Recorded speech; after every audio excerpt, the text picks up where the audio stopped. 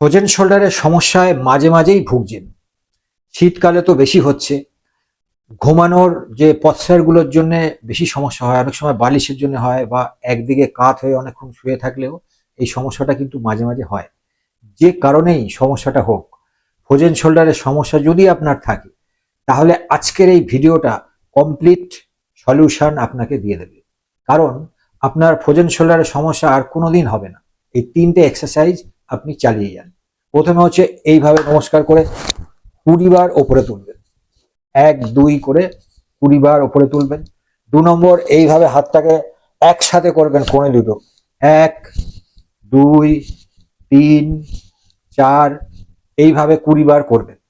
3 number, হাত দুটোকে এইভাবে 1 2 3 4, 1 2 3 4, এই 3টে এক্সারসাইজ 20 বার করে দিনে 2 বার যদি নাও হয়, 1 বার করুন, তাহলেই হবে।